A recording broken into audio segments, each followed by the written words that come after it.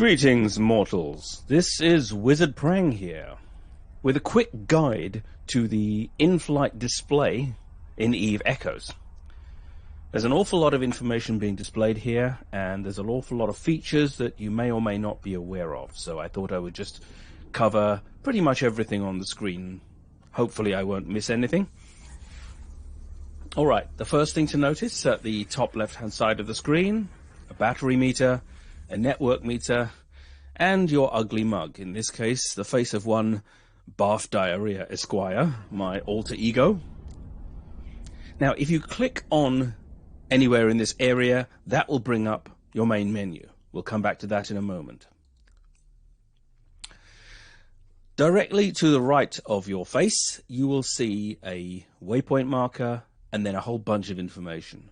What we have here is the region, the constellation, and the system you are in. And next to it is the system security level. Most of you know what that means.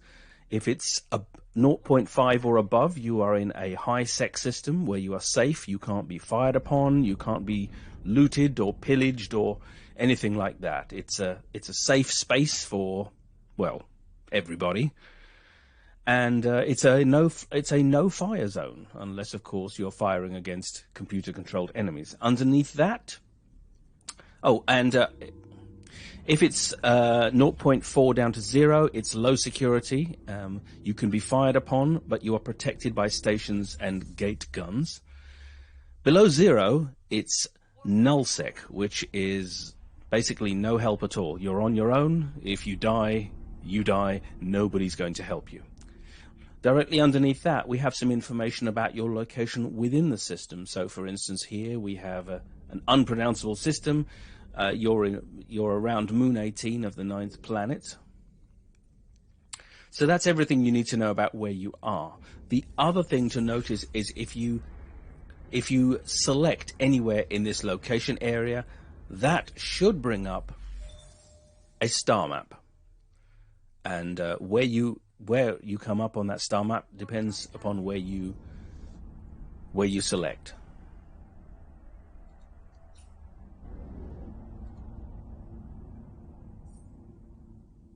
This is, of course, the Forge.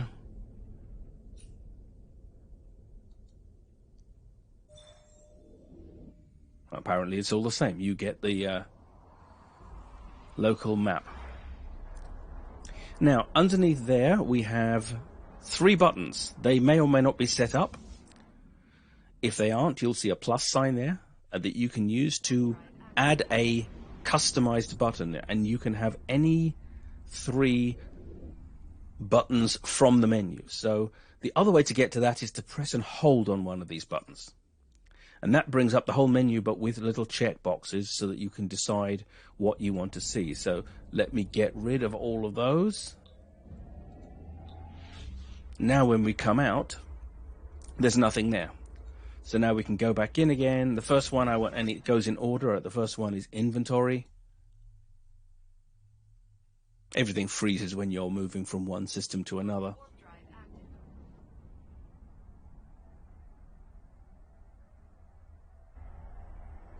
Alright, we're going to go in there and set inventory first.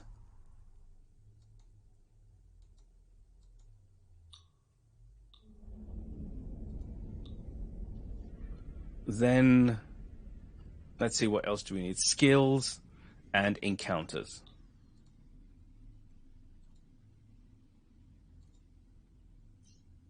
Then we come out of that.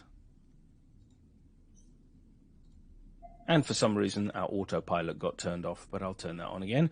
And that brings us to the next part of the screen, which is the autopilot bar. Now, to the left, we have a pause play button, which is what you use to pause your autopilot. If you don't have an autopilot destination set, nothing will show up there. But if you are under autopilot, you can just click that, and that will drop you out of autopilot as soon as you come out of warp. You probably don't want to do this in a low-sec or null-sec system, although in my experience, if you're fairly quick to re-engage it, you won't come to any problems. Now, the other thing to note about this is that if you select anywhere else on the autopilot bar, that will bring up an autopilot options sheet. And what you have here is you can choose safer, shorter, or less safe options, and that will influence the length of your trip. Underneath that, you have avoid systems on your avoidance list. If nothing else, you should have JITA on your avoidance list. You do not want to go there unless you really want to go there. So that's the autopilot bar and screen. Underneath that, if you're still in the process of doing your tutorials, you will have a link to that. You can turn it off in the permanent main display, interface display, if you want. And if you have turned it off, the way to get back into it is to wait for it. Warp drive active. Thank you. Is to click on this little electronic eyeball down here. And there's the advanced tutorial, career plan, controls tutorial, the Hitchhiker's Guide to New England, and Q&A. So let's go back into the advanced tutorial and check that little box to bring it back up onto the main display. So that's that part done. Now down here we have basically the communications side of things. The first button to notice here is the locals box. Now this is absolutely crucial if you are flying around in low-sec or null-sec systems, because that will tell you how many people are in the system. Now if you tap on those three lines, that will toggle it into a much smaller display, and you'll be able to see who's basically in town and who isn't. Again, you can tap on it again to bring back the pictures, which really nobody cares about, since nobody really looks like their in-game pictures. And then the double-headed arrows, that will allow you to remove it from your screen to get rid of it. Next to the locals box, we have, of course, the envelope, which is mail and notifications. Then next to that, we have the various chats. I believe the defaults are system, local, and help, but you can add a new channel, or you can join one of a bunch of predefined ones. So you could actually create your own chat channel, which is a useful thing to have. If you are in a fleet or a corporation, you will also have that option here. Underneath system, local, help, you'd have corp and fleet. And then you have a little settings box there for managing those custom channels. So tap anywhere on the right side of the screen to get rid of that. And then next to all this stuff, we have filters, and then we have a little arrow that will allow you to make it slightly bigger or smaller. Now next to it here, we have your thruster icon. You can press and hold, you can press it to turn your thruster from off to full and back off again, or you can press and hold to decide what level of thrust you want. Like so. Underneath that, I think we have the single most useless button on the entire screen. What looks like a settings button, but it isn't. All it does is allow you, and here we go again.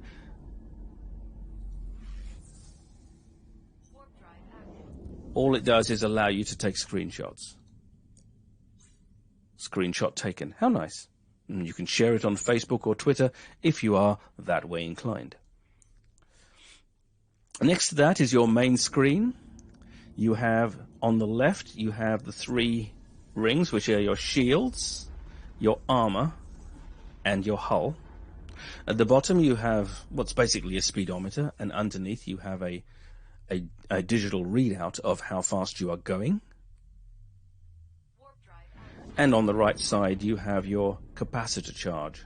As a general rule, don't let this drop below 30%. I am reliably informed by my good friend and colleague, Captain Benzie. Not really, but I do support him, and I advise you to do the same. That once it drops below 30%, it charges rather slowly. So that's the center area. The other thing to remember about this center area is if you tap it, and I'll show you this as soon as we've gone through this jump gate.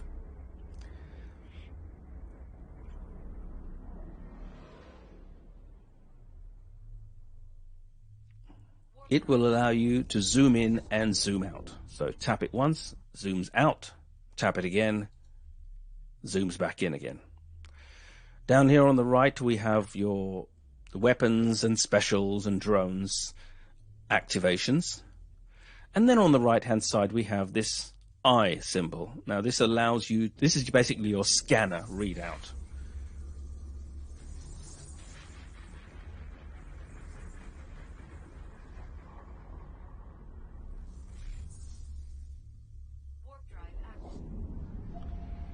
By default it's set to all, but you can set that to look for ships, stations, stargates, cosmic anomalies, loot, mining, celestial bodies, or fleet. And next to that we have a filter.